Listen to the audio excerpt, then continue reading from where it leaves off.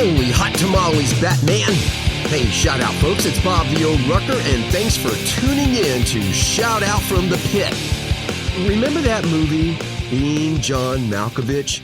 If you think that movie was weird, imagine being in my head. I'm really stupid stoked about life right now. Redbeard and I pray you guys had a great Christmas and New Year and are kicking off the new year with renewed enthusiasm and an optimistic outlook. We are incredibly grateful for the opportunity to serve you with this podcast, and what a great year we've had. And now, amazingly, we're entering our third year. We began this podcast over a cup of coffee and encouragement from family, having no idea what was in store for us. We made some great friends along the way, and thanks to your positive feedback, boosted my tiny ego. We've more folks listening to Shout Out than I have friends on Facebook. Okay, yeah, that's not very many, but it's still awesome. Folks, I don't know who you all are, but you bless us. We've great plans in the future, and with your support, we're just going to get bigger and better at spreading the word. Hope for the hurting and tools for your journey of living the best life you've ever lived. So please, whatever platform you listen to the show on, like and subscribe. Be sure to subscribe on the website, shoutoutfromthepit.com, to get Diane's missives and other resources. Like Brother Ralph says, it's for free and for fun. Okay, so I just returned from the West, that's Texas and Arizona, visiting family and friends, and I've got to give some shameless plugs. Okay, first, here locally, huge shout out to Whole Hog and the gang here in North Little Rock. Ricky, a longtime buddy, shout out Ricky, and I had lunch before I hit the road, and Whole Hog never disappoints. Barbecue is like my comfort food, and Whole Hog knows how to satisfy my comfort button. All right, so, excuse me, speaking of barbecue, my kids, grown adults, but they're still my kids, they took me for barbecue in El Paso, Texas. This was more than a meal, folks. Hallelujah Barbecue. Holy smokes, look it up. Hallelujah Barbecue in El Paso. What an amazing meal and backstory. Folks, you got to go. If you're in El Paso, going through El Paso, if you're near El Paso, check out Hallelujah Barbecue. Just Google it. Now, what I learned from their website and from some of the staff, they're in outreach restaurant ministry, and the ambiance there was incredible. I had no idea what to expect when my son recommended it because, you know, barbecue is my comfort food and, well, whatever. And, you know, the meal was fabulous. The dessert was fabulous, and I got a cool T-shirt. It reads, "Where will you spend eternity? The dining table or the pit?" Yeah. Pit got my attention. Need I say more? So shout out to our server, Candace, and Fred, the manager, and the entire staff. So check this out. Our meal arrived by like an entire entourage of people, and they're all in recovery. No kidding. Their attitudes were contagiously optimistic. Love it. So be sure to check out Hallelujah Barbecue and mention the old Rucker from Shout Out from the Pit. No, that won't get you a discount, but you'll be spreading the word. Their ministry is amazing, and knowing what I know about getting folks off the streets, it ain't cheap. And my last shameless plug goes out to Chuco Cigars, also there in El Paso, Texas. Of course, you know I'm a cigar guy. I can't be bribed, but if I could, it would probably be with chocolate and cigars. Huge shout out to the staff there. Thanks for the great service and awesome cigars. And when I say great, I mean great. And thanks for letting me bring my own coffee since I'm a teetotaler, as they say, or rather a coffee guy. For you folks that haven't lost your right to drink like the old Rucker, they've a full bar with probably a great selection. I really don't know, what's in it. I really don't care. But I will tell you the cigars are awesome. All right, I don't believe I could enter this new year with any more enthusiasm. Can you tell? Redbeard is testing out some new tech and equipment, and as we progress, I'll keep you posted. So thanks for hitting up the buck bucket. That really helps. And merch. That's a topic in the making and more to follow. In the meantime, Redbeard has some pretty cool stuff in the works, and we made a contact recently that makes some unique items that we're exploring for the show. So thanks for your patience, folks, and most definitely your support. Okay, so before I transition to the show, I want to talk to resolutions. Lots of folks are determined to quit something or start something. You know what I mean. Like, I'm thinking a resolution for me will be to, wash my truck. Yeah, nah, I'm going to fail that one in the first week. I think resolutions are cool, but I've learned over the last 60 years that I am my own worst enemy, and failing at something I put my mind to is just another opportunity to beat myself up. It's a mental thing and just puts me further behind living my best. So yeah, I do resolutions, but I don't get crazy about them. I want to keep my remap, reading, exercise, meditation, anonymous service work, and prayer, and fun. Focus, use your tools, and no plan B, and my POA, plan of action. I want to keep these things going. I'm okay with setbacks. That's life. I remind myself that if I want to make God laugh, I'll tell him my plans. So I encourage you to have your own version of remap and fun and a POA, but take it all in stride. Okay, so imagine with me being on a surfboard. I've never personally been on one, but I can imagine it'd be challenging, especially since I'm not the most physically balanced person out there. Yeah, I think I told you all about my wife and I going ballroom dancing. I was so bad that one of the guys cut in, and I just sat there because Shannon's got great moves, but I suck. Anyway, add to that challenge that you're riding a wave of poop. Yeah, I said poop. Young ones may be listening, but you know what I mean. Now, when I say poop, I really mean all the bad stuff you're trying to avoid. Addicts, alcoholics, porn, gamblers, labels of all kinds. That's the poop. And even more challenging is that there's no land in sight. So here you are on a surfboard trying to stay away from all that poop, and you don't even see land in sight. And you know, we're people. We get weak. Life can be hard. Labels, they're patient, and they're always waiting for us to give up. We get tired trying to balance ourselves on that board and wonder if giving in might be the answer. What keeps us on the board? Faith.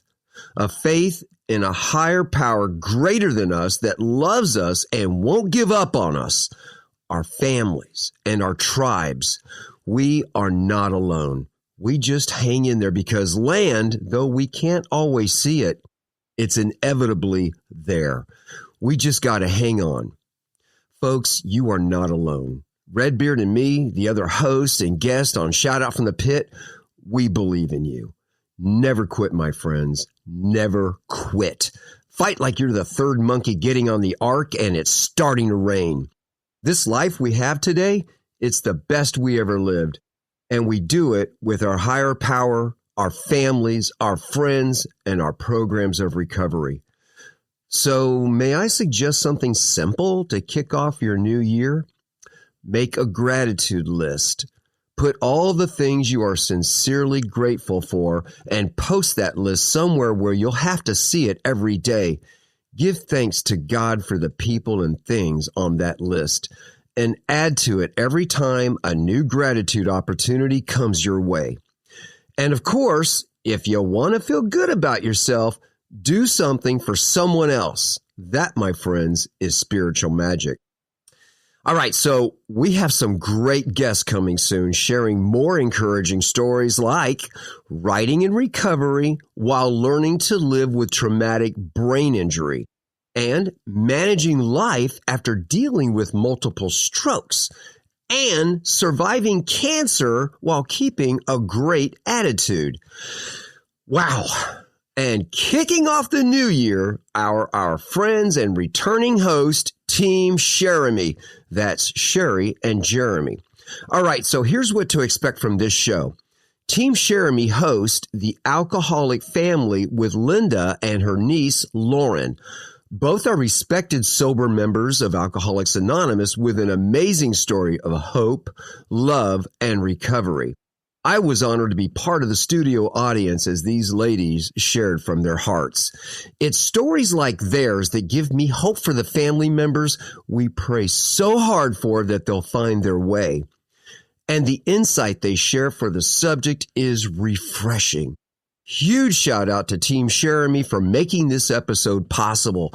So kick back and take notes. This is definitely an educational episode.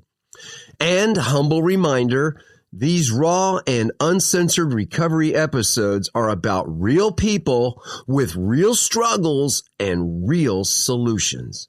And now, on with the show. Shout out, folks. It's Jeremy coming at you raw and uncensored. And as always, only God knows what is going to happen on this show. Welcome to Shout Out from the Pit. I'm the host for tonight's show, and Redbeard, the brains behind the scenes, is the old Rutgers partner and producer. Our goal is to bring stories and topics designed to add to your toolbox as you trudge the road of happy destiny. Joining us today are Linda, good friend of mine, and Lauren, my bonus daughter, in the room, and they're going to be the focus of today's podcast, and we're going to talk about the family disease of alcoholism. We also have in the audience, we have Mike, Sam, Debbie, Edie, Bob, the old Rucker, and Joel.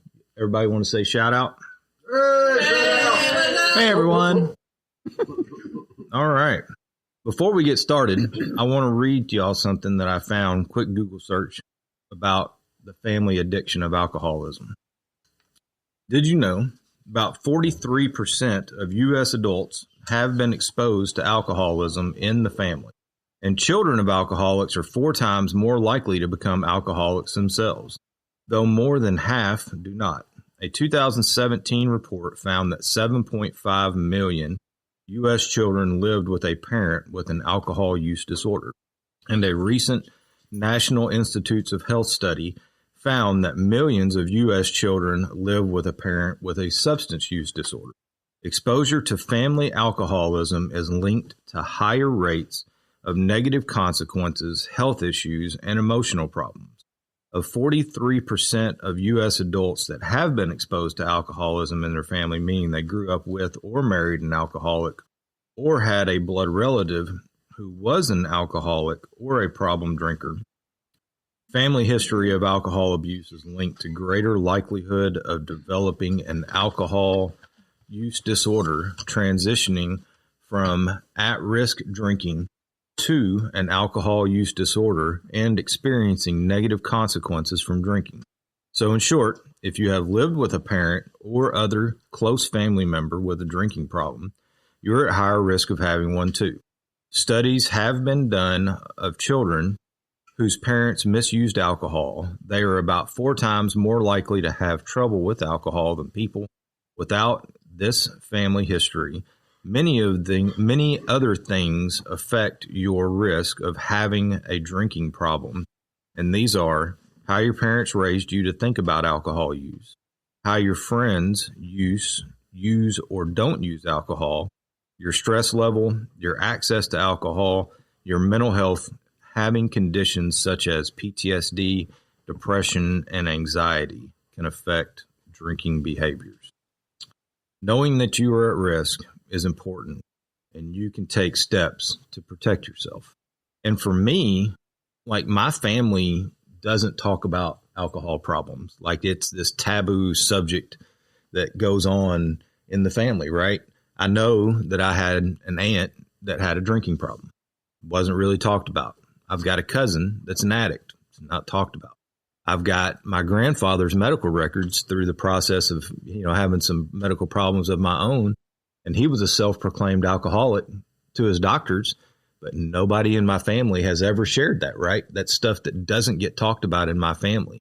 And, knowing that, maybe I could have known that I was more at risk whenever I was leading up to that. And maybe it wouldn't have made a difference at all. Maybe it would have just ended up the way that it did. But, I think that it's something that we hide from and run from in families. It's like this, what is that? The scarlet letter that they used to put on people, right?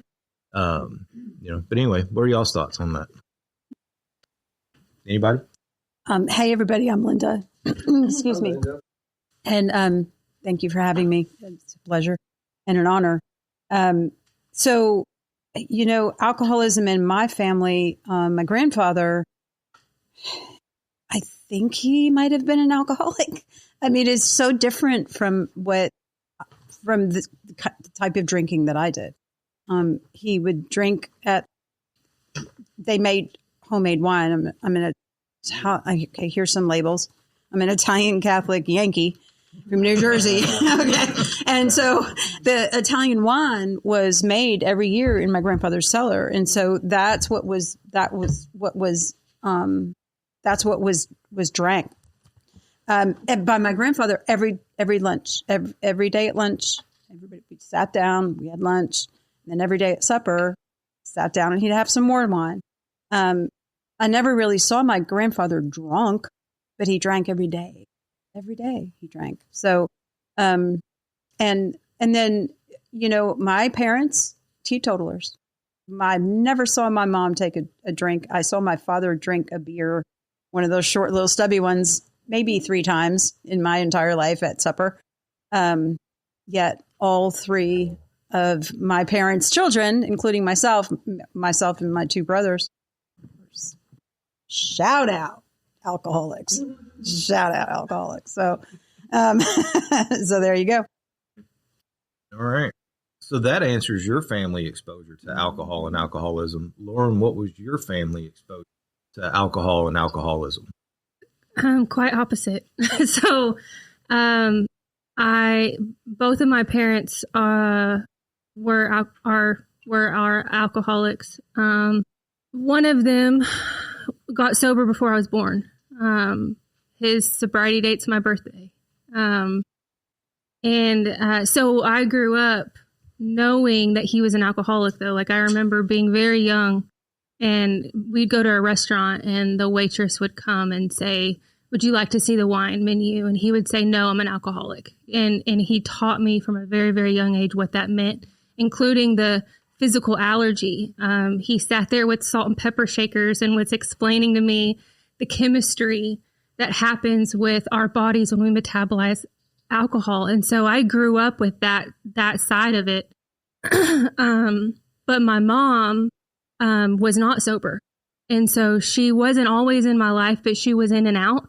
And so those times that she was in, I saw active drinking and substance use, and so I, chicken or the egg, I'm not sure, but for me, I didn't necessarily see any of that and think to myself, oh, I should be wary. Like, oh, I might be an alcoholic. I never thought that, not one time. I was just doing my thing, so yeah.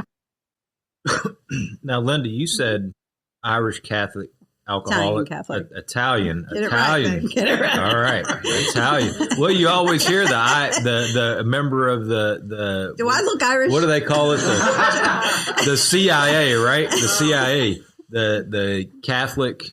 Well, in your case, it's going to be Italian alcoholic. So your family grew up with that disease in their families. And so you said your parents were teetotalers, never drank. Exactly. Probably because they saw their parent, what effect it had on their parents. I just don't think they had the alcohol gene. I know that alcoholism skips generations, oftentimes. So there was actually, I forgot about my Uncle Mars. It was on my father's side, but he married into the family. And I loved my Uncle Mars. He was just a sweet old man. And he withered away with a whiskey bottle and that glass at the kitchen table. But every time I went there, I always went to him and just gave him a hug and a kiss. And he always had this 10-day stubble and he would rub it up, on my cheek. And it was very, very sweet. Uncle Mars was, he was a sweet old drunk. So. And so with your Uncle Mars, seeing him drunk and your parents being teetotalers, how did those two interactions mold your idea of alcoholism or an alcoholic or your alcohol? Yeah, it was a stark difference from my grandfather, because my grandfather, like I said, he drank every day, but he didn't. I never saw he never slurred his words. He never showed being drunk. Uncle Mars was the complete opposite. He was snookered all the time. So it was, I don't know. That's who Uncle Mars was. And that's who Grandpa was. It was what it was. Now, I do know that on holidays, especially in the summertime, my grandfather's brothers would come over. Now the whiskey was taken out, or the other, the hard liquor was taken out, and I actually saw him kind of get smiley, because it was a grumpy old guy, but again, loved him too. So alcoholism wasn't there wasn't a negative impact on me. It just, that's who they were. That's, he drank wine. Grandma didn't, it was, that's all there was to it. I do have to say, and I don't know if this has anything to do with alcoholism, but all the women in my family on both sides, my mother's side and my father's side, were very strong women. And, they either put up with it or they didn't, So anyway, that's all I got there. So when did you take your first drink, and was it with a family member or was it by yourself? It was in the cellar in my grandparents' home. Every holiday, it was the Italian Catholic thing, you just kind of get together, and especially during the holidays. And it was always down there, and the homemade wine that my grandfather made, it was just free flowing. It was just free flowing. And I would I started out with a lot of Sprite, or 7-Up, and just a little dab, and nobody was really noticing. And then pretty soon it was just all wine. I never put any more Sprite in it. And I started getting snookered. So, that was my first high. I don't know if I got drunk, because then somebody would have noticed that. But so I obviously didn't get drunk, but I could not wait to do that shit again. I mean, I could not wait. And I did. And then the drugs followed shortly after. So Lauren, for you, how did seeing your dad sober and your mom in active addiction, how did that mold your alcoholism? And when did you take that first drink or that first drug, or what led to that? Yeah, sure. So to fully answer that question, brief backstory was when I was around 4, or up until birth to 4, my mom stayed home with me. My dad worked, right? So my primary caregiver was my mother. My dad was flying back and forth to New Jersey, and so he'd come home on the weekends. But when I was 4, they divorced. And so I woke up one day, came home from school one day, and my mom was gone. And I didn't see her again for a few years. And so as a 4-year-old, I, walked around with abandonment wounds, and not understanding where my mom went. And my dad did the best he could with explaining that to my 4-year-old mind. And he told me, he's like, well, Mom is sick. She loves you so much. She loves you so much, but your mom is sick. And as I got older, that narrative, began to mature with me until I eventually learned, what actually happened. And so my dad raised me, and he was wonderful. I mean, he was my rock.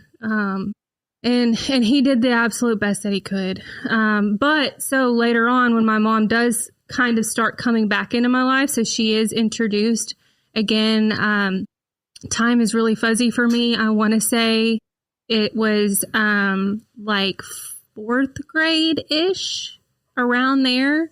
She could come and have visitation, right? So slowly my dad would let me spend more time with her. So eventually it became where I could go see her unsupervised for a few hours and then come back. And then later on it was, okay, you can go maybe every other weekend and actually like stay the night with her and then come back home. So by the time I was 12, I was in 7th grade, and all I wanted was my mom. Like, all I wanted was her approval, and all I wanted was her to love me. And she was partaking in drinking and other drugs. And I think she kind of tried to hide some of it from me, but not really. It was, I don't really ever remember a time where I was like, oh, I found this stuff. Like, it was just kind of part of it. So I was 12 when I first started. I didn't start with alcohol. I started with other things. It wasn't with her, though. My first time wasn't with her. My first time was just at school. But by the time I was 13, I remember me and my best friend finding her stash in the car. And so we confronted her about it, but we thought it was cool, because my mom was always kind of more like a friend figure to me and not really a parent. And so from that point on, we drank and smoked together. Like, she would buy me alcohol. She would, buy me other things too. And I was allowed to have like boys come spend the night, like sleepovers and stuff, and like things that, like, looking back now that I have 2 children, I'm absolutely like, that is not okay.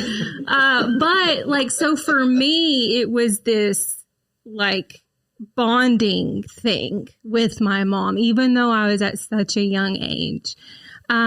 And obviously my dad knew nothing about it. So I was like, from a very young age, I was living like a double life because my dad, on the other hand, when I was at his house, he was very strict. He knew the world. I mean, he came, streets of New York, like, he knew the world. And so he so desperately wanted to protect me from all of that, which is why, he was so open with me about a lot of things and would try to educate me. And, I grew up on the principles of AA, and not knowing that I grew up on the principles of AA. They were just talks I had with Dad growing up. And so he really, really did try, but I learned to hide that side of me from him. And so when I was at Mom's house, it was fun and it was a party, and, I could do whatever I wanted.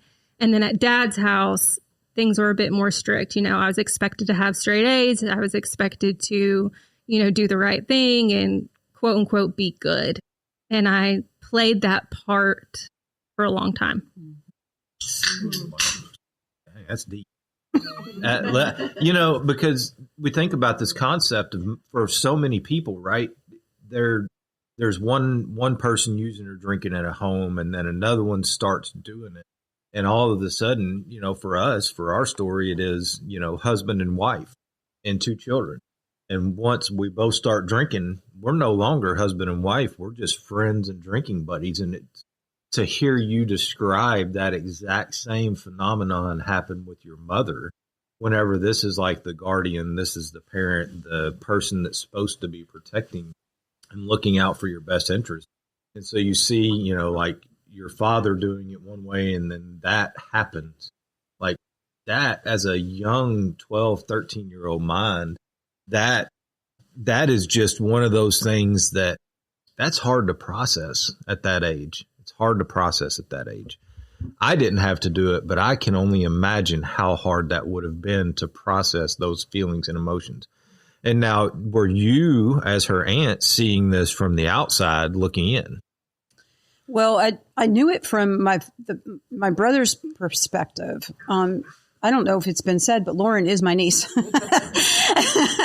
And so I knew how she was being raised with John, but because John didn't know that she was partying with her mom, I didn't know she was partying with her mom, So yeah, it was kind of a shock to me when I found out, and I remember getting that information and going and trying to shake it out of my head, like, no.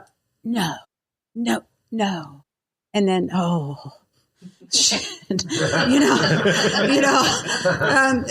I hid things from my parents also, but I didn't have to hide or juggle parents. I had to juggle my life and what I was doing from them. And I really sucked at it. I was a bad liar. I still am. I'm just not a good liar. I was a really good liar. Really good. I learned that at a young age. Exactly. So once you found out about that, how did that mold your relationship with Lauren once you found out that she was doing the things that she was doing? Because, it's the family dynamic along with the family disease. We've established that, y'all each come from a long lines of alcoholics and addicts, close family members. But now you're both actively, know that, at this point, that you're an alcoholic. Now you found out that your 13, 14-year-old niece or I don't know how old you were at the point in time in which it all kind of came out. But now you find out that she's using and drinking. How does that affect your relationship with her? Were you even in close by at that particular point in time? No, I was living in Houston. This is a timeline now. Okay, so went from Jersey, we went to Europe, came back. I was married to somebody else. You were in Europe? I was, yeah. I was married to somebody else. My first husband came back, said, and middle finger goes up, and I just did the geographic change, and I moved to Houston to be with Mike because we met on a trip to Europe. That's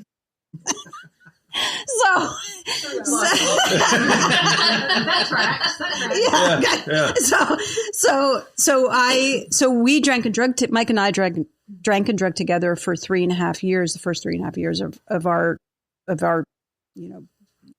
relationship.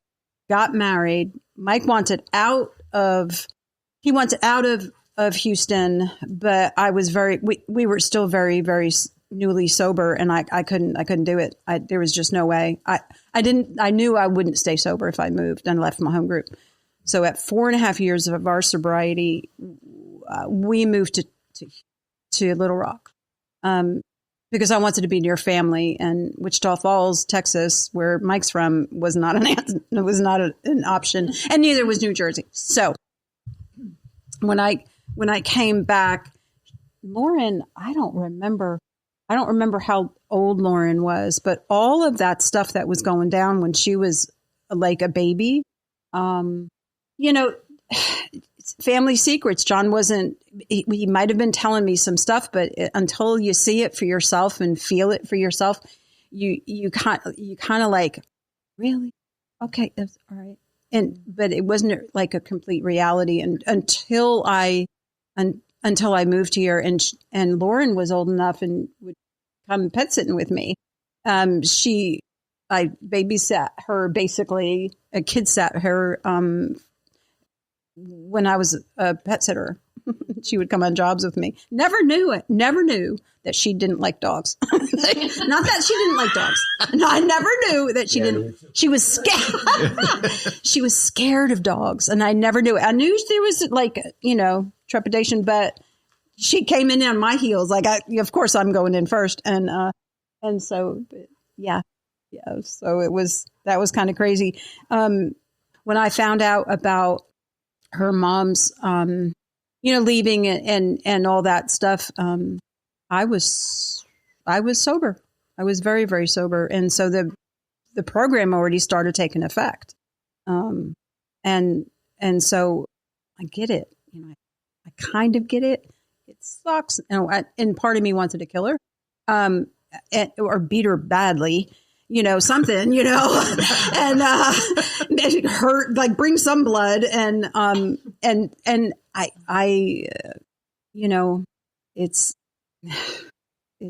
it is what it is. I felt very powerless, actually, and I didn't know what to do. The only thing that I could do was just love her and just have fun with her when I could, throw her to the dogs.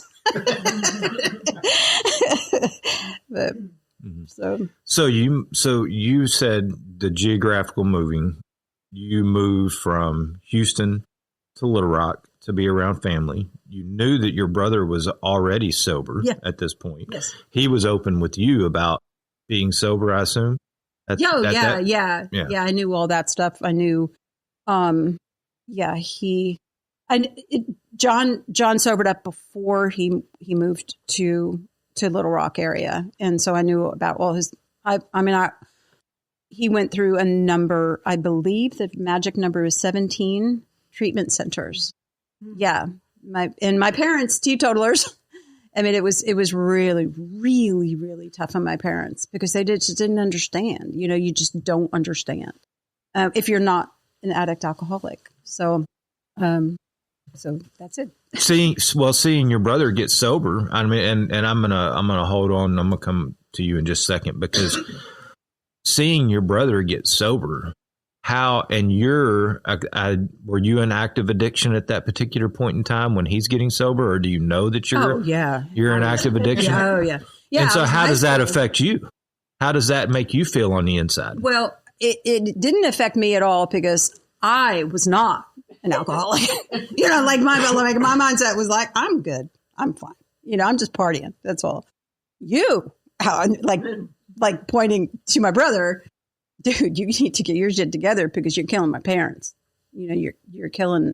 It was horrible. I mean, I saw the tears, I saw the anguish, I saw the heartache, and the baffled. You know, just being completely baffled by a disease that they can't possibly understand.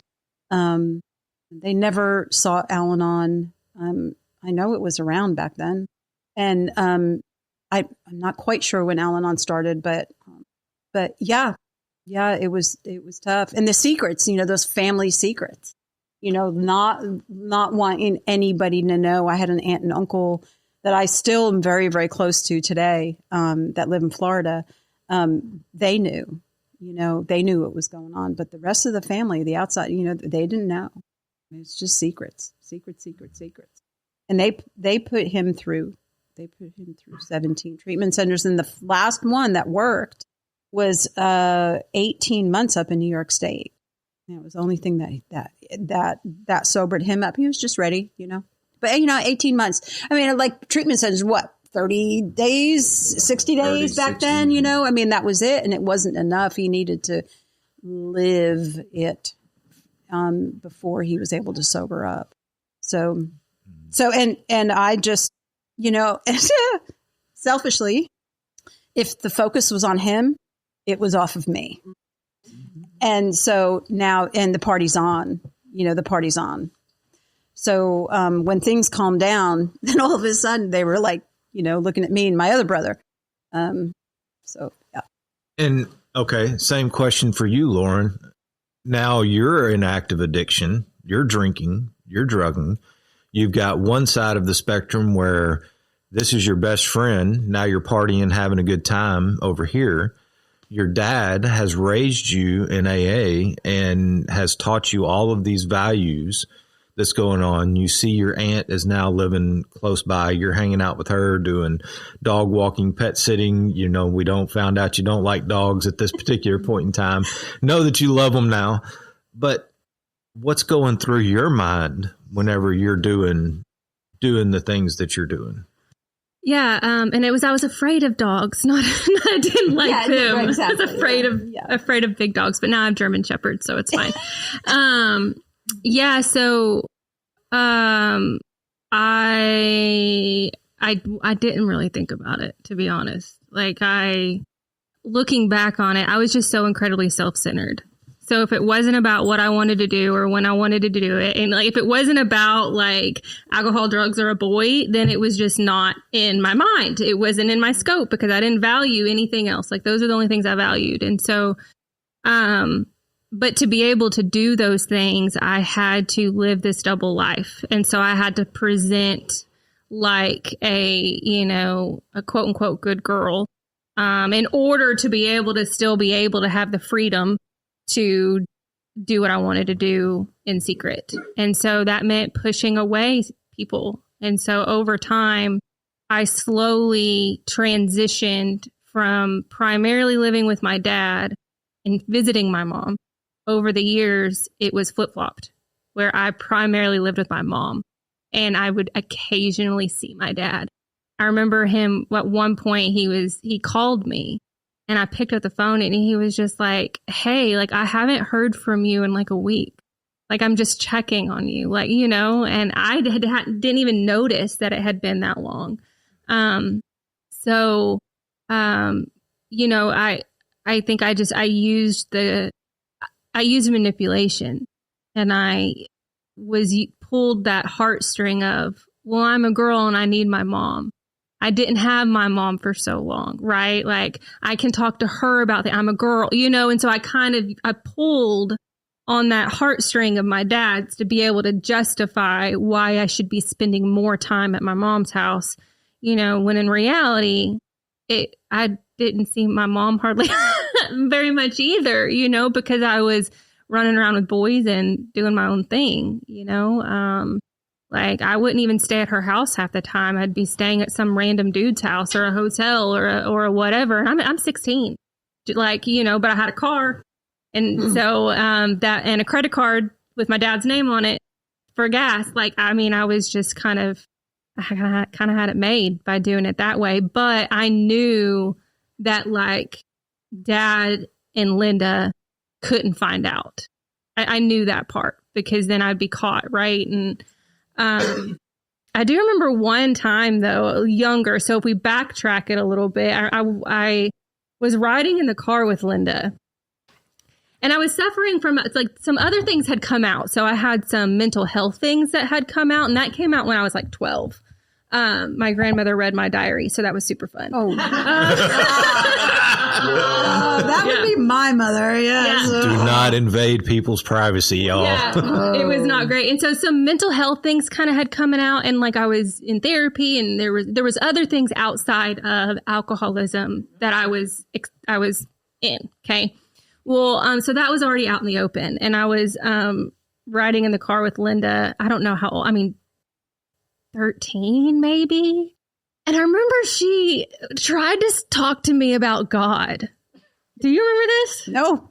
She tried to talk to me about God, and I quite literally recoiled, like, from a hot flame. I was like, absolutely not. We are not having this conversation. And I don't even remember what the details were around it. But I mean, you know, I wasn't open to it at all. You know, I didn't care that you're telling me that might be like a solution to help me feel better. I was just kind of like, F you. I don't know. I didn't say that. I just sat there quietly, but yeah.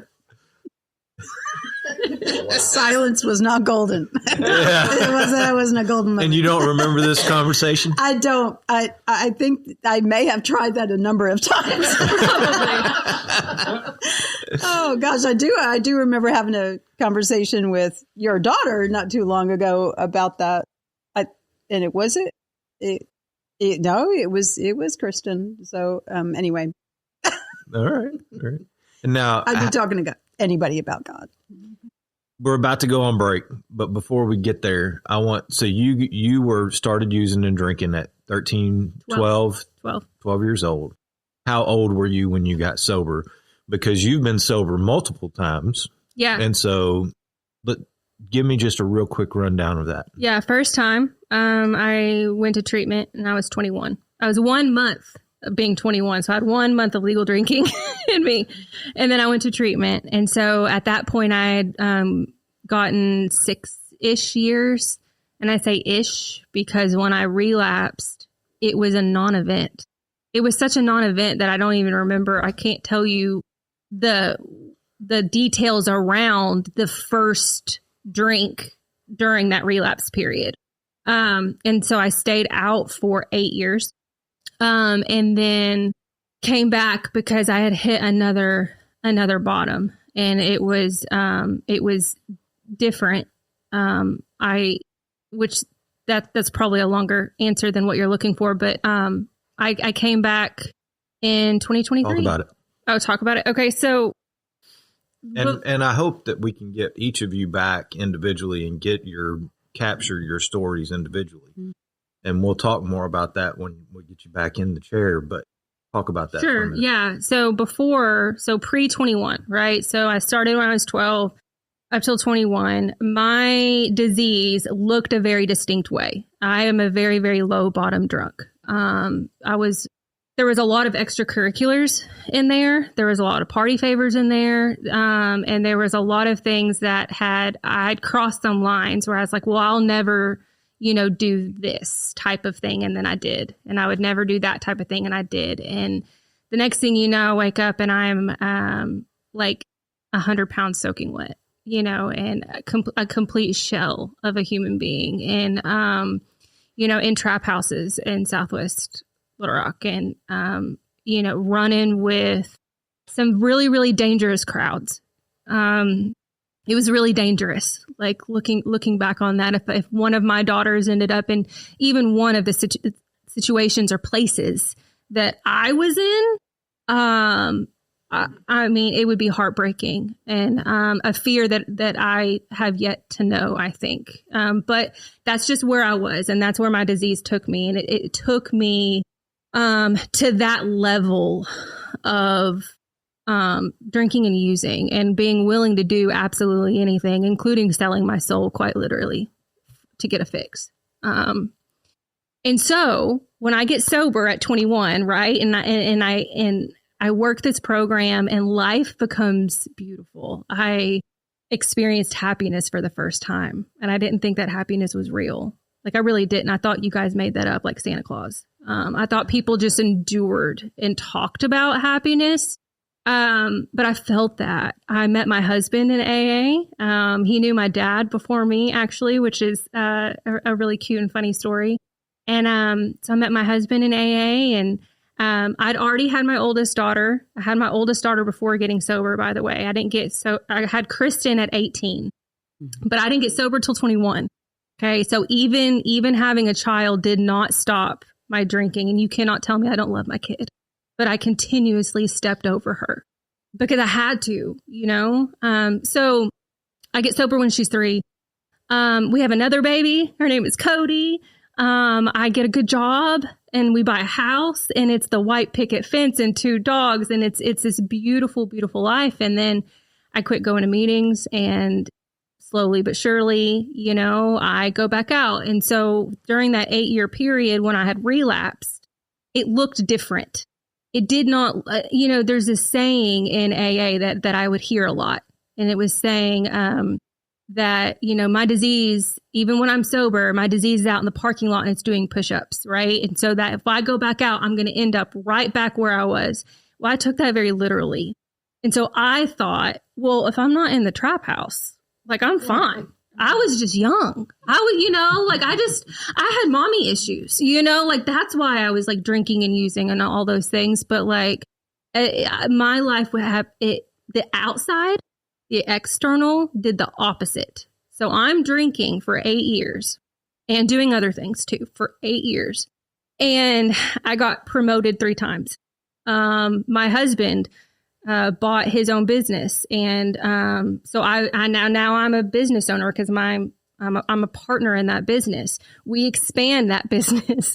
Like my kids are growing up, one's in cheer and like one's in scouts, and so it's like that white picket fence, like nothing happened to it. It was actually like what appeared like I was progressing in life. And so I thought I wasn't an alcoholic. I truly believe that. Everyone around me thought so too, because my drinking and using changed as well. Now, looking back, I was just managing. Like I had enough AA in my head that I was like, I knew how to present in a way, just like I did when I was a kid. I could present in a way that could pass as normal and functioning. But what happened was I was dying on the inside. And one day, that entire life that I had built, my deck of cards that I was so carefully managing, came tumbling down. And I felt the exact same pitiful, incomprehensible demoralization that I felt when I was 21. But I still didn't think I was an alcoholic, which is crazy. I still did not think I was an alcoholic. And at this point, my dad had passed. So my dad passed in 2020. And I did not grieve that. I didn't. I drank through that. And so I didn't think I was an alcoholic. And I wanted to come back to the rooms, but it wasn't because I thought I was an alcoholic. It was because those 6 years of my life when I was sober was the happiest I'd ever felt. And I had the fellowship and the people. It was y'all. I missed y'all.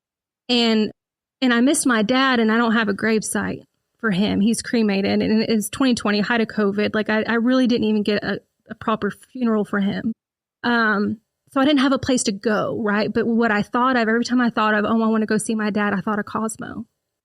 And I stayed away for a while because I respected AA enough that I didn't want to disrespect y'all by coming in there knowing I wasn't an alcoholic just because I felt sad. So I stayed away for a while. And then one day on a Saturday morning, and a Saturday morning was like my dad's meeting, like that 9 a.m. It's a 1, 2, 3. And my husband texted me and he's like, just come. And I did. And shaking, and it's one, like the room is packed, right? Like, I mean, there's 100 people in there. There's a big Christmas tree. It was December. And I thought I snuck in and I was hiding behind this Christmas tree. I wasn't hiding, but I thought I was hiding behind this Christmas tree. And I'm like ugly crying, like I am bawling. And I look up across the way, all the way through the rows, and I make eye contact with my sponsor. And from then on, she was just like, it's okay. Like, it's okay. You are welcome here. And everyone loved me and hugged me and smiled and just welcomed me back. And they were just so happy for me to be there. And I was like, I'm not an alcoholic. And she was like, that's okay. You just keep coming back. We'll figure that part out. Just go to open meetings. Yeah, I mean, a weekend. And I was like, I'm an alcoholic. And she was like, really? That's great. That's so great. So I've been back ever since. Perfect. Thank you so much for sharing that. And that is a perfect segue into our break because it's going to segue into the next question that I have for Linda. Okay. All right. We're going to go on break, everybody. We'll be back shortly. All right, folks, we're back, and we just had a wonderful break and some really good conversations. And Debbie, when we went on break, shared a story about during the time that Lauren was having conversations with Linda about God. And, Linda was seeing Lauren using and drinking. And so, Debbie. I'm Debbie, and it was bringing tears to my eyes, and it might do it now. Linda works a good program. The program worked her. And there was a time, I've been with Linda since she's been here. And when my youngest daughter was even in school, same school. And when Linda would share, let me go back. Linda at one time was without a sponsor for just a very short time, but she was without one. And she and I talked every day, it seemed like. And she cried and she shared and we prayed and we were always concerned. And she worked the program. She was letting go. When there's a lot of times with our sponsors, we just have to get it out. You have to get it out. And it wasn't anything mean.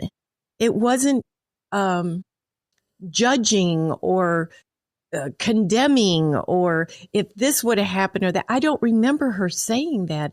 I just remember her caring so much. And that's where I kept seeing the program work. And with myself having children, I had already been practicing that. I was in Al-Anon at the time. And I was actually an Alateen sponsor for a while. And I was sharing with her, helping her. And it's just amazing how we don't I'm sitting here going, dang, I remember that. I've forgotten about it till you guys brought it up. And it's so clear, but when I'm thinking about it, I hear the program, no matter how much program you had or came back, whatever, I kept hearing the program work. Thanks. Thank you for sharing that. All right. So with all of that being said, and you've seen Lauren in addiction in and out of the program, how do you detach with love? or were you able to? At times, I think I was in and out. I don't think I ever, one thing I knew that wouldn't work, because that's how my family would react, was I never pointed a finger at Lauren or said, you need to do this, or you need to do that, or you need to go here, or you need to go there.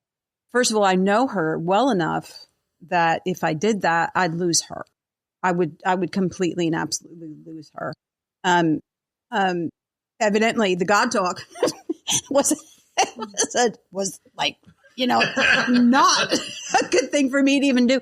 But at the same time, I wouldn't not do that. You know what I mean? Because it's such a solution for me. I don't remember how long I was sober at the moment. I want to say about 10 years sober. And so I had enough sobriety in me, and I had some really, really good sponsorship. And it was just me working the program, because I have to save my own life, and then the program working me back. It's as simple as that. I think when I started really getting into meditation, deep meditation, on a regular basis, I was able to. It was easier to let go. It was just easier to let go, and because the main thing that I felt like, almost like the buffer for the family.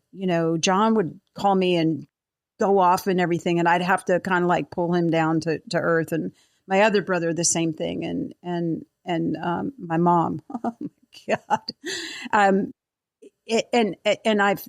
I was really the only one. I mean, besides John, but it's his daughter. I mean, this is something different. It's like, flesh and blood, and I had to keep my cool. I don't know if it's the right word, that I'm looking for here, but I had to kind of you couldn't go Jersey, as you said. I couldn't go Jersey, exactly. I couldn't go Jersey and so it was just, the program working. I know. The program working me. It was just the program working me, just like Debbie said, and having amazing friends like Debbie. I mean, I sponsor Debbie, but some days I honestly don't know when or who is sponsoring who at times, and so I've just had some really, really good women with me and around me, and meetings and step work. Thank you. So Lauren, and if you don't want to go down this road, so you said your mom was an active alcoholic and addict. Is your mother still an active alcoholic and addict? And if so, same question to you. How do you detach love? Yes. That one's more sensitive. Yes, she is. And I've tried to navigate that relationship my entire life, right? Because it was never a traditional parent-child dynamic. And yet I've always wanted it to be. I think even back then, even when I was younger and I was like, partying and stuff, and I still feel like I wanted that and needed, and I know I needed it. So now if we fast forward to I'm an adult now, I'm no longer a child, and I'm learning through the program of Alcoholics Anonymous. I am learning spiritual principles. We laughed and joke about like the God conversation from when I was younger. Today, I have a deep and abiding faith that with a higher power that I've come to know and trust. So there's that as my foundation. And so an interesting thing that happened was this last time when I got sober, the one almost 2 years ago, I start to develop a spiritual backbone, and I start to develop a sense of value in myself, and as well, and I found my voice too, and so when I get sober this time around, and I start to dabble in that. Well, what I have learned through extensive therapy and also talks with my sponsor is that sometimes the people in my life who aren't on that same path don't like that. Mm-hmm. And that was really hard for me because, I think that a lot of times what I hear, it's like, oh, well, I get sober and everything gets better. And that's true. It really is true that things get better.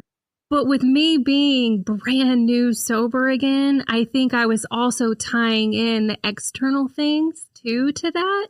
And I'm like, why is it that now that I'm getting sober, I'm suddenly losing these relationships? Like, why are so many people mad at me? It got to the point where like I was staying with her for a little while. During that early transition. And, I was so grateful that she allowed me to stay with her for a few months. And, but it became pretty volatile pretty quickly, again, because I'm trying to get healthy. And just because I'm trying to get healthy doesn't mean everyone else is. And so it turned pretty volatile and she kicked me out. She was like, this isn't working. You need to leave. And I was like, I think that was just kind of another pain point for me where I was like, but you're my mom, like I'm your kid. And so the way that I process that now, or the way that I kind of, I guess, handled that dynamic now is I have to turn those relationships over to God, and that my part is my part, and that my focus is how do I keep my side of the street clean? How can I still be loving and kind while still protecting myself, right? Like, and sometimes those things happen against our natural instincts, like I have an instinct as a role of daughter to my mother. And I also have an instinct as a mother to my daughter, who is now 19. And that is, it can be painful and excruciatingly so. And my only solution for that I have found is a spiritual one. That's it. Because Lauren can't navigate that on her own, but God can. Right. And so there's been so many times when I've called Linda and I'm just like, sorry, there's sometimes I want to talk to my dad because he had to do this with me, like he had to do a lot of this stuff like a parent role, with watching me go through mine. And there's been times when I want to ask him, like, how'd you do that? So I call Linda, like, you're the closest thing I got, and there's been so many times I've just called her crying, over it. And I had to learn, and it was through y'all. Like, it was specifically my home group where you guys loved me. You just loved me. And like to this point to where it's tangible, and to where and you guys taught me that it's okay to take care and protect myself, even from people that I don't want to protect myself from. I don't want to have to protect myself from my mom, but I know that I need to, right? And even that in itself is a choice. It's a choice. I can choose to not. I can choose to keep participating in that relationship and continue to get hurt if I want to, or not, and choose to take care of myself and set those boundaries as long as those types of behaviors are continuing, right? And something that you guys taught me about, like even dealing with other alcoholics, myself included, is that enablement is detrimental to us, right? Like I know for me, when I first got sober, I had to be cut off at the knees. Like that was the only way that I was going to ever get sober. And so I have to kind of translate that, like, how would I treat a newcomer and apply those same principles to my family? And so when I take a step back and I do that part of it, where I'm like, okay, and I kind of put my AA hat on, it's a little bit easier to be able to do that. And plus, you guys just love me enough to where, like, I'm starting to maybe see myself the way that y'all see me, and that maybe I'm worth fighting for a little bit. So yeah, I don't know if that answers your question, but that did. Okay. That was beautiful. Beautiful. It was really awesome. How does that make you feel hearing that, Linda? Relieved. But I've seen, this time around with Lauren coming into the program is black and white difference from the first time. There was a desperation, that gift of desperation, and just being older, I think, and it's just, party days are over, and it was just time. It was just time for her to soak it all up. And I remember when she first started coming to Bridging the Gap, I was like, oh, okay, she's here. Okay. Right. Okay. All right. She's here. And so I would kind of like, and that's when we were at the church that burned, like Crystal Valley. And oh God, I miss that church. But she would, basically kind of go to the back of the room and, sit towards the back of the room. And I would go back there, the first, couple of weeks or whatever. And then we were sitting next to each other, and she had said, so, how do you join this? Join the group, like at the business meeting, right? And I said, yeah. And then she was like, okay. I was like, well, because the meeting was literally going on. I mean, it wasn't like we could have this open conversation. And so I went, are you thinking of joining? And she was like, yeah.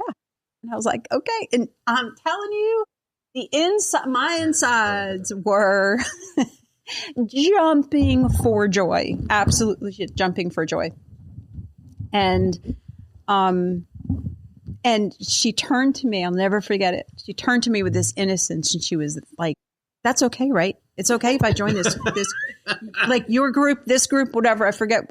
And I was like, "Well, hell yeah, absolutely!" And I'm literally, if you could have seen my insides, I was just bouncing around, and because I know that group, and that group has brought me in, and I have been part of Bridging the Gap for 20 some years, but just recently joined, several years ago back in the pandemic. And I know the spirit of that group. And I knew that I could remain Aunt Linda when I needed to be Aunt Linda. And I could be, I could either have, Aunt Linda hat on, or take that hat off, or take that hat off and put my AA hat on. I knew that. I knew that the relief was palpable.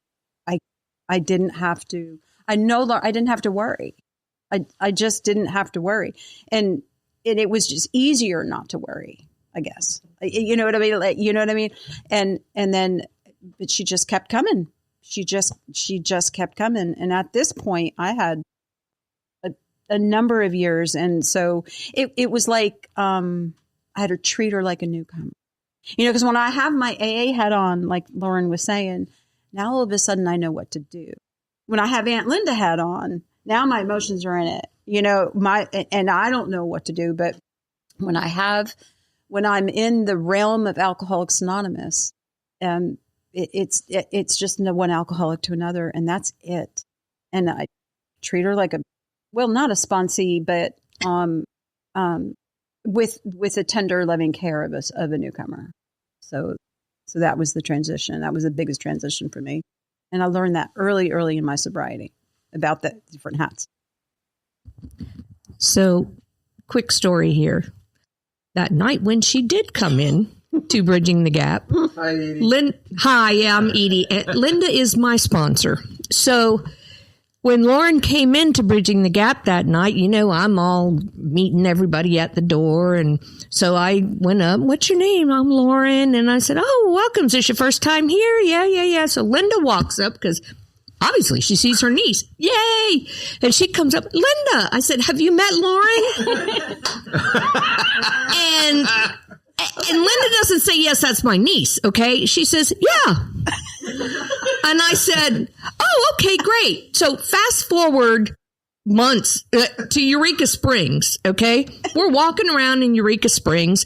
Lauren comes up with me with Alyssa, and we're sitting there talking and everything. And I don't know how we got onto it, but she asked me who my sponsor was. And I said, Linda B. Do you know Linda? And she says, Linda, that's my aunt. I said, what? You're her aunt. Oh my God. So I had to go back and tell Linda, what? Thanks. So I introduced her to her own niece. Wasn't that very special of me? That's awesome. Hey, anonymity, I know, right? Hey, we got you. All right. So now that brings up another question. What each of you just shared, because I've got my story about meeting Lauren, and I'll share that later. But so how can family members support a loved one through detox or inpatient treatment was my question. But I want to edit that. How can family members treat loved ones that are coming into a program or trying to get into a program? You've each said it. Treat them as a newcomer. What does that mean? Whichever one of y'all wants to take it. What does that mean? Yeah, I'll go. So for me, we've talked about me coming back in this time, right? And Linda being there. When I was 21 and I came in, that was more my dad. He was around, and in what he did. Looking back, I can only, again, from a lens of a parent, had to be so insanely hard. But what he did is he picked me up because I went to treatment in Texas. Okay. And so I spent like a month and a half in treatment, and then I stayed in another month and a half in a halfway house out there. So there was about a 3-month period before I came here to Little Rock, and Little Rock AA is special. It is special, and it is different, and it is magic. But I was around 3 months sober. So he had picked me up. My dad had picked me up in his car, and he took me to Cosmo for the first time. So this is my first Little Rock meeting. And he quite literally walked me in, handed me to the women, and he walked off. That's exactly it. That's what he did. He introduced me to my first sponsor, the one, and I'd had her for, up until recently, so 15 years I've been with this woman. So he introduced me to her. And so what in this, he chose specific women that he knew worked a strong program, a solid program. They were in the middle of this deal. And he said here, and that was it. After that, he never asked me how many meetings I was going to. He never asked me if I was talking to my sponsor. Nothing. He did give directive to my mom and say, like, listen, because my mom would help out with Kristen when she was 3. So she would watch Kristen for me so I could go to a meeting or something. And he told her, listen, if she asked to go out to eat, to go to dinner after the meeting, say yes. Bring Kristen to me. If you had, he was, really, really trying to help provide, I guess, the resources for me to be able to work a program and get in the fellowship. And so for me, I think that's my advice, right? Is if you have someone that's a family member and they are coming in, it's, introduce them to people that because that's really intimidating at first. At least it was for me. I'm super shy. I'm super insecure. And so walking into a crowded room is pretty nerve-wracking for me. And so him walking me in that first time and just saying, hey, this is so-and-so. Hey, this is so-and-so. That was helpful. But beyond that, and then trusting the process, trusting AA, right? And turning that person over to the care of the group. and not meddling. It's like, I really feel like, I mean, I find it funny that earlier Linda had said, you know, like if I had done anything else, like if I had tried to like poke and prod or whatever, that she would have lost me. And like, that's 1,000% true. I mean, I would have just pushed her away like I do most people. And so I think if my dad had done that too, of like tried to micromanage, I don't like micromanage in the workplace. Like don't micromanage me elsewhere either. Then I think it could have turned me off to that. And, you know, the thing is that like for me and my perspective, like Lauren is not that big of a deal. Lauren can't get anybody else sober, no matter how bad I want them to get sober. They have to, right? And so I have to trust the process. I can maybe do the next right thing that's in front of me. I can be of service. If you want to ride, sure. But beyond that, it's really none of my business. And most of the time when I stick my hand in something, I mess it up anyway. And so it's just trusting the process and trusting God to take care of them. Spot on. And I'm sitting here in awe of Lauren's ability to have that kind of spirituality at this point in her sobriety. It took me decades. Decades.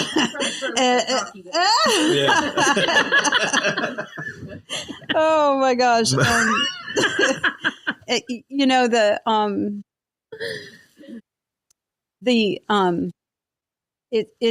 it's all about, you know, this program is all about having a spiritual awakening and having to have a spiritual experience. And the most important thing and the thing that I'm most grateful for today is the ability that I stuck it out long enough and got it, you know, and am able to, you know, turn it over. I've been sober for quite a while. And so I've just learned from sponsoring, from being around people, watching folks come and go, and trying not to become my mother. So trying not to become my mother, because she was a nudge, and she would do this and do that, blah, blah, blah, and I couldn't stand that either. And it was, yeah, she was a sweet lady, but it was not when she was your daughter, you know, and so I knew how that felt, and I didn't want to be micromanaged either by and nobody in Alcoholics Anonymous, not one sponsor tried to micromanage me. So why would I didn't learn it.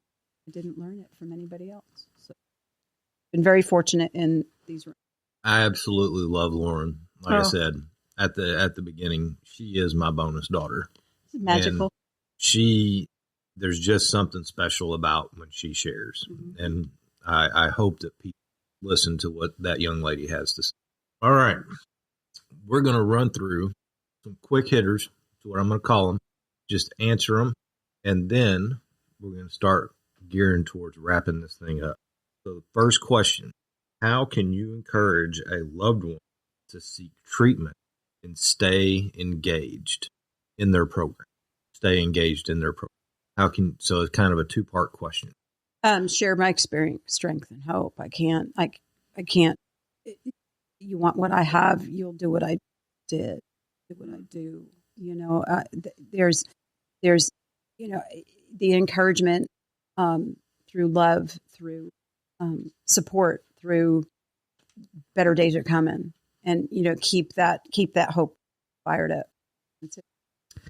I mean, same. It's just sharing my experience. You know, I've personally gone to treatment, and I've personally done the program, and I know what my life was like before, and I know what it's like now. And you know, I have a sponsee who's pretty young. She's just the sweetest can be, and I love her dearly. And I mean, I kind of had to have that conversation with her of like, you know, I think that if you want something different, we have to do something different. You know, if we keep doing what we've always done, we're going to keep getting what we always got, kind of a thing.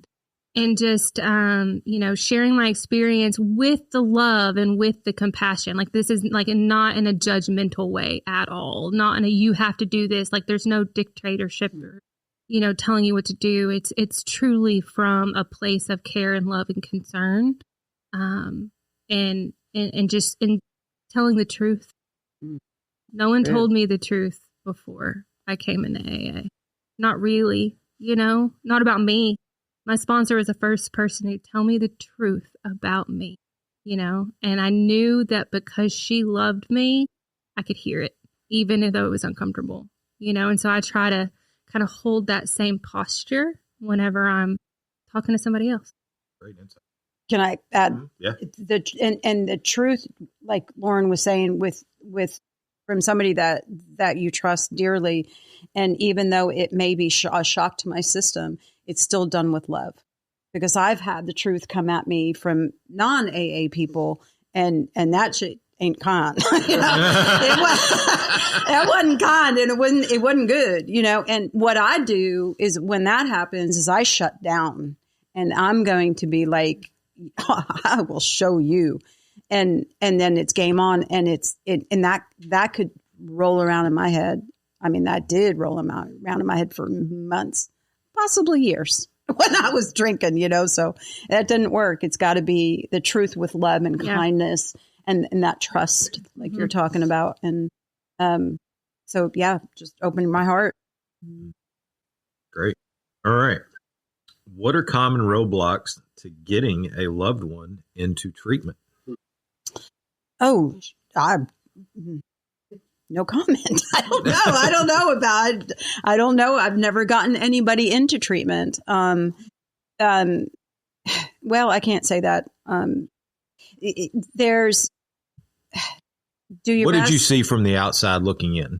When getting situation? Lauren into treatment? I actually didn't have a hand in her going into treatment. John told me about it afterwards. So John was, that's what he did. I mean, John, that was his business, was getting people into treatment. So, I heard about it, in the aftermath. There has been other times with other people, suggesting that they go to treatment, and I've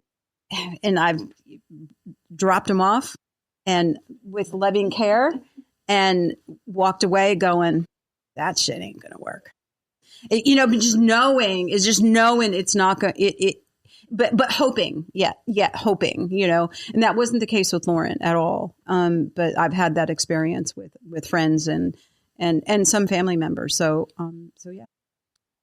Yeah, they shipped me off to Texas, so I couldn't sign myself out. You ran away, though. I did. Yeah, no, I think the roadblock is the person, right? I think that it's like we all come to this, our own individual, when are we ready? Like in that state of willingness. And there's really nothing that I can do or not do that's going to change that for the other person. Now I can be an open door, right? Like if I can present myself in a way that they know that when they are ready, I'm here. And that's my goal. Like that's really kind of it. And like I have some very, very, very close people to me that I'm just waiting. And I'm just waiting for that day and praying. And, I prayer is a huge part of my life. And so I pray every single day, for God to intercede and to awaken maybe that willingness. And until that day comes, because I don't know when that's going to be, but until that day comes, just keep her alive. Please, like just keep her alive. But for me, even though I don't have any, control over any of that, as bad as I would like it sometimes, my job is to work my program and to where that they know where to go. I always want to be known. I want, and whether it's family or somebody else, I want to be a safe place for them to go to, so that I can share my experience, strength, and hope with them. But that willingness on, going to treatment or not going to treatment, I mean, like you're ready when you're ready. And I don't know how the when and the why and all of that of why that happens. I don't even know about my own, let alone somebody else's, but I know one day I woke up and I was done. The day before that, I wasn't. So it wouldn't have mattered what you said to me, because again, I know how to fake it and I know how to say what you want to hear. I know how to, like I can play the role. And up until the minute before I became willing, I was still playing that role, and I always would. So I don't know that there's anything that I really else that I could do for somebody until that moment happens for them. That's a great answer from both. All right. This is doesn't have to be your experience necessarily for your particular sobriety, but from your experience of seeing people come into the program. And this is for the benefit of a family member that may be listening to this. Is it a myth that someone has to hit rock bottom before they are ready for help? Your opinion? Yes. And no, because the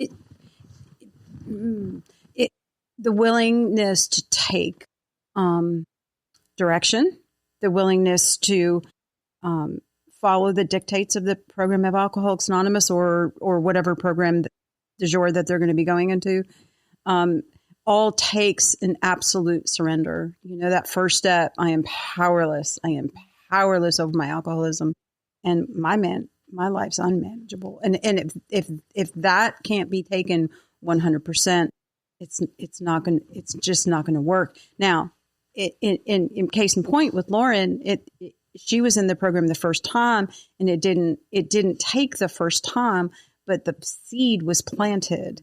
You know, it doesn't matter. It's not up to me to know when that is the moment. Each individual person needs to have that. And so we just keep trying, never give up hope. We never, ever give up hope. If somebody comes to us or to me and needs help, all right, let's do this. And I'm with you 100%. And if you need to go to treatment, you need to go to treatment. And I think I actually lost the point of the question. Is it a myth? Is it a myth? Oh, is it? Somebody has to hit rock bottom. Yeah. No, it's not a myth. Okay. It's not a myth. It's point in fact. I've got a secondary question to this, but I want to hear your answer. My answer is similar. I do believe that everyone needs to have their own rock bottom, but that rock bottom is subjective. Oh, yeah. So I think everybody's is different. My bottom looks different than your bottom or yours, right? And so I think the common denominator in that is that internal piece. It's my heart piece. Like and my own story kind of shows that, because like my bottom when I was 21 and my bottom whenever I came back at 35, externally they looked different. One was a very, very low bottom, right? And, running the streets. And the second one was, in corporate America. Like they looked very different, but that my heart hurt, my soul hurt. Like it was the internal piece was the same. And so, if you're asking the question of, or if anyone is asking the question of, well, does my loved one need to hit rock bottom? And that means that they're like living on the streets with a fire barrel under the, no, it might not look like it could, sure, but it might not. Right. Like it could look like mine, where I'm a mom of 2 kids and, I'm living in a subdivision, working a nice job. That was my bottom too. So yes, you need a bottom, but it's subjective and it can look different for everybody. Perfectly answered that question. Perfect. All right. I remember Lauren coming in to Bridging the Gap. Mm-hmm. I was there that night. Mm-hmm. I didn't realize that she was your niece, but you just talked about earlier about her coming into Bridging the Gap, which was your home group. And so I wanted you to think about this. Each of you think about this question kind of in that lens, I guess a little bit in that lens. How can you support a loved one who is in a mutual help program like AA or NA? Meaning, how do I stay out of their business whenever they're in my group or in the same program, but still support them and love them? Does that make sense? Yes. Yes. For me, I just had to keep that AA hat on. When we were in the rooms of Alcoholics Anonymous at Bridging the Gap or whatever group, or, meeting Cosmo or something like that we were in, it was AA hat. And I had full and absolute trust that the group would take care of her. The women of that program would take care of her. Just like I built my tribe when I first sobered up, I had to have that freedom. I had to have those experiences. I had to have the heartbreak. I had to have the best friend, started and those relationships started. And I couldn't, as much as I wanted to just kind of put my arms around her and just kind of like protect her and, and keep her there. I knew that she needed that more. She already had me, you know what I mean? Had always been there and we had that relationship. And in order for her to blossom and grow, I had to let her go and not let her go. Like let her go, just let her experience. And it's been amazing, just absolutely amazing to see the relationships that she has developed within in a very, very short time. Lauren is very magnetic. She just draws people to her. She speaks eloquently. She speaks truthfully and so descriptively, like, you know what I mean? Like, and I couldn't, like my heart right now is just really, really big, and I couldn't be more proud of her. And it's been an absolute joy. It's years of sponsorship. That's it. That's what I've learned. I can't fix her. I can't change her. I can't control her. And quite frankly, I don't want to, like I don't want to do that with anybody. I don't want to do that with anybody, especially her. When Lauren needs Aunt Linda, Lauren calls Aunt Linda, and it's a beautiful thing. And I love that relationship. And our relationship is getting stronger and stronger and stronger as a result of me hands off. So, and loving her, through it all. Yeah. I forgot the question. How can you support a loved one who is in a mutual program like AA or NA? Yeah, what she said. I mean, truly. I think it just with our dynamic. I mean, while she was just sharing, I was thinking about how it's kind of funny because when I call her, I usually intro with what I need. Right? Like I will say, I want to talk to my dad, so I'm calling you. And it's like she puts Aunt Linda hat on. Or there's times when I'm like, okay, this is an AA thing. Like I'm bouncing this, I'm wrestling with something and I need your insight or like your opinion. Like, how do you view this? And then she'll put her AA hat on, and so that's how our dynamic works.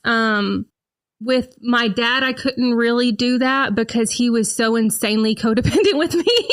Like he always had dad hat on. Like there was really no separation with him.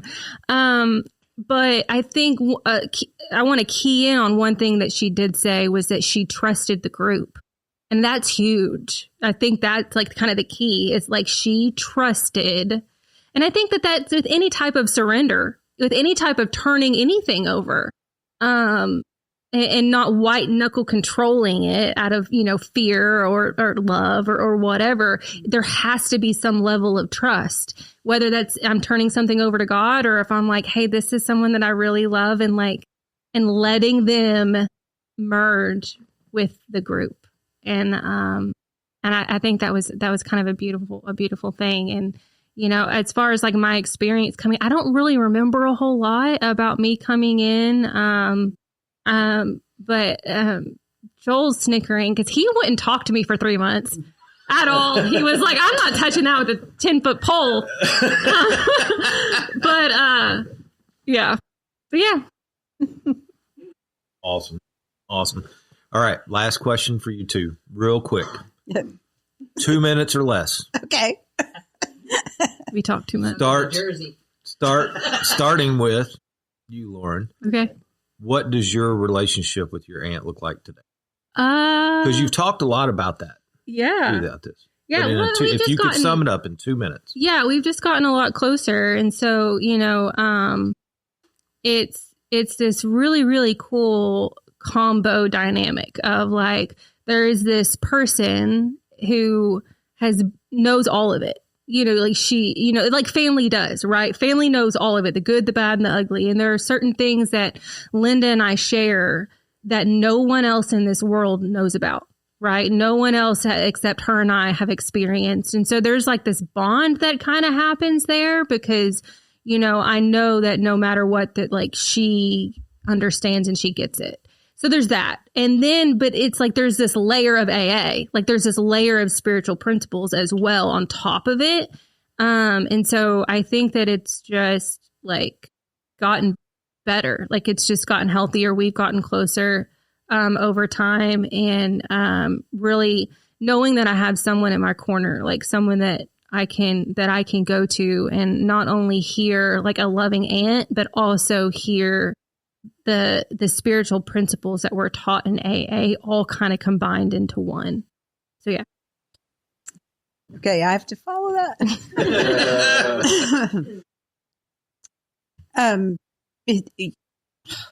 Growing into watching Lauren grow into the woman that the potential that I saw in her all these years has been thrilling. It's absolutely been thrilling to see it.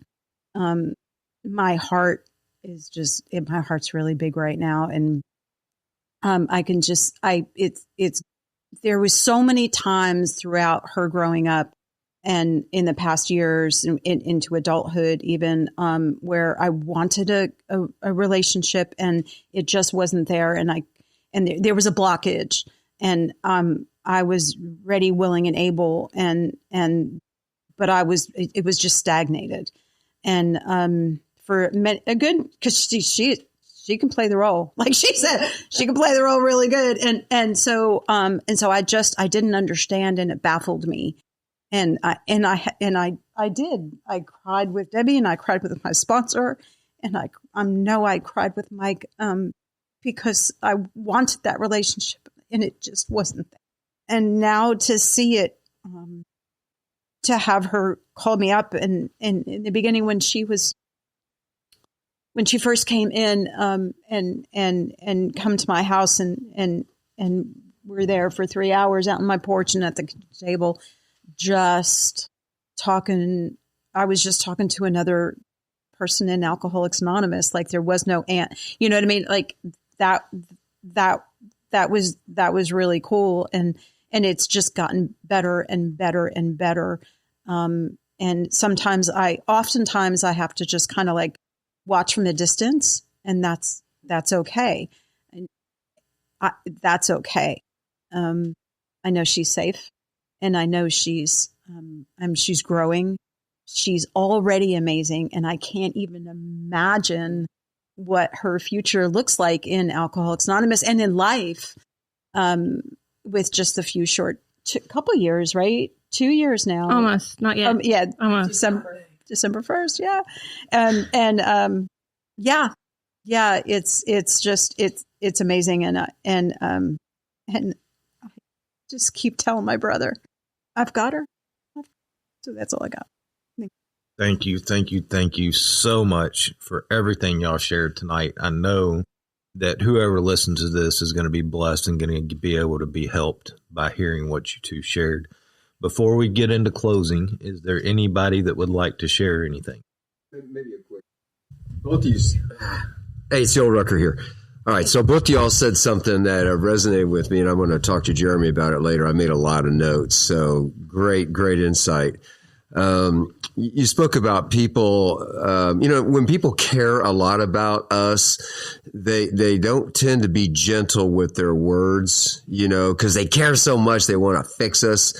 So let me just say to those people that are, like, don't mind reading the Bible, Galatians 6:2, because that's the first thing I thought of when you said that. Address people with the truth gently. And if you really care about them, you'll practice that, because if you don't, you're going to push them away. Congratulations. So what do you want out of this? Is it your ego driving it, or is it your real heart? So thank you for that. That was a reminder for me. Lauren, I swear to God, when you came in here, I thought you were 19. And here you have a 19-year-old child. You said something I don't want to belabor here because I want to talk to Jeremy. But in fact, I'll just say it now. I think you ought to host a show on finding my voice. You were so, and you said it eloquent, you were so articulate with your delivery on finding my voice. I want to hear more about that in a tribal-like setting, where whether you choose to do a co-ed group or guys or girls, or whether Sherry, hey, shout out Sherry, she's on the speakerphone over there. If I think that would be a great topic for people that are coming in. What does that mean to find my voice? I don't want to belabor, because there's a lot of people here, and I'm sure other people have something to say, but great show, ladies. That really, you gave me a lot of notes and a lot of, you guys kind of edified some feelings that I've had. So, and you also kind of put me on a corrective path with some other areas. I don't want to tell you what they are. Okay. Mike, would you like to say anything? No? I'm Debbie. Thank you both for giving me hope to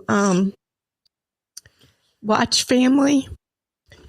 I didn't become a member of Bridging the Gap for a reason, and I know that now. Because, having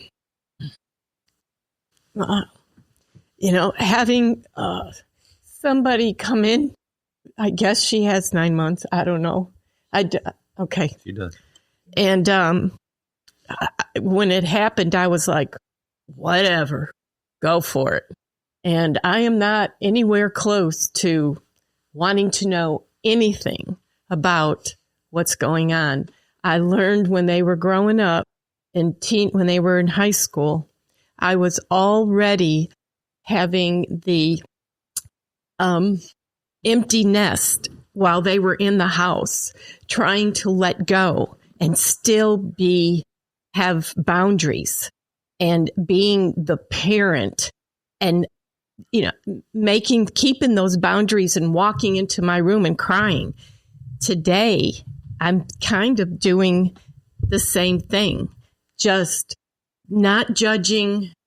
Everybody's sobriety is how they get to the spiritual is different. And I've got to just, I truly don't think about it. I don't. It's just when I get a phone call or I hear the word Bridging the Gap and are you going? I'm like, nope, that's somebody else. It's kind of like, don't want to know anything. But I hope someday I can have that relationship that I always wanted since she was real young, or we kind of had, whatever, and just trusting the process. Thank you guys for allowing me to have more trust. We got her. I know you do. We got her. Okay. So this is Sam. So I met Lauren last year after she had come in. And I came in about, I guess, probably March, maybe April, somewhere around in there.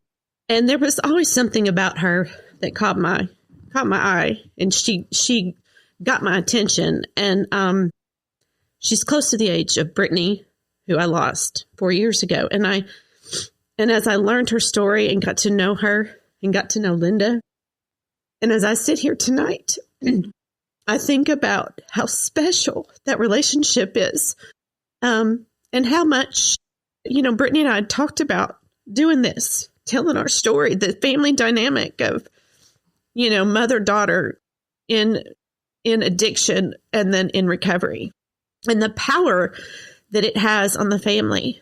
And as I sat here, I just am filled with like this bittersweet sort of feeling, but I'm come to that realization of why I'm so powerfully just attracted to this relationship and the love of these women, and why I'm so why Lauren is so special to me. And I think about, what it would be like for Brittany, and I saw that growth in her.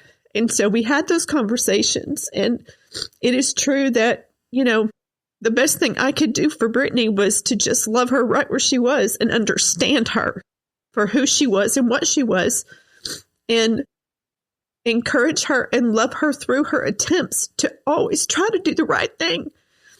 And when we lost her, I had a hard time with understanding how the faith that I had and the hope. We talk about hope that, and I always said, as long as there was breath in her lungs, that there was hope. So this gives me your story gives me this look into what it could have been and what can happen. It doesn't have to end like mine. It can end this beautiful way, and I can get to be a part of y'all's life. And you guys have been so special to me and been such a part of my life and given me so many gifts that I too cannot wait to see where all of this takes her. She's remarkable, and she has a remarkable aunt, and I love you both. And I'm so thankful to have you in my life. Love you. It's awesome. Thank you so much, Sam. All right. Anybody else got anything they want to share before we start wrapping up? Anybody? Well, Joel, that 10-foot pole, let's hear where that is. Yeah. So what's the deal with the not touching her with a 10-foot pole there, Joel? I didn't know if I was going to say anything or not. I actually have something to say to both of you.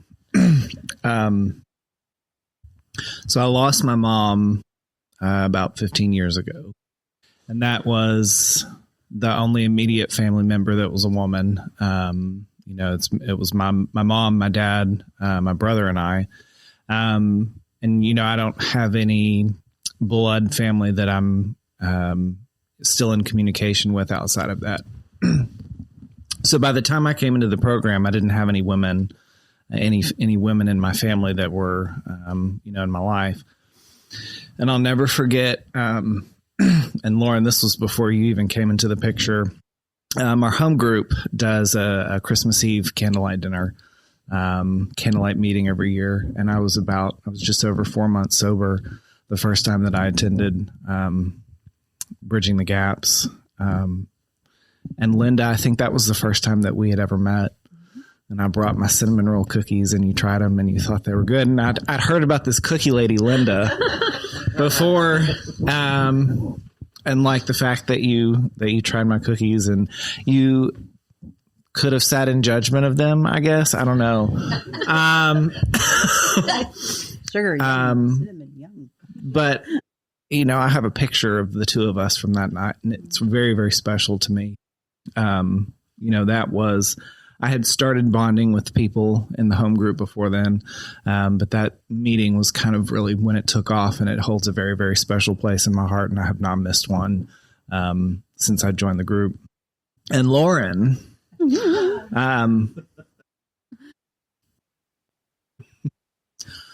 I think that you and I have a bond that can't even really be put into words.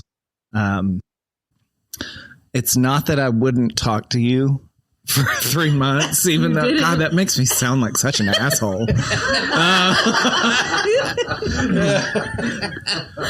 Shoe fits. Well, yeah.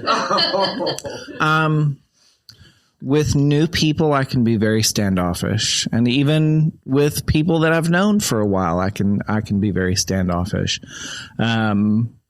The best way that I can think to describe it is that I felt you when you walked into the room, and I know that you needed that time to adjust being in that environment. And then, because I knew that you were new, and I figured out that y'all were related, and no one even had to tell me because I saw your license plate. And I was able to use my powers of deductive reasoning and be like, so I automatically had a respect for you before we ever even officially met. And then the first time, I'll never forget, I was running the Zoom the first time I ever heard you share in a meeting. And I was like, where the hell has this girl been? Because she's not sharing like someone this is their first go around. And then,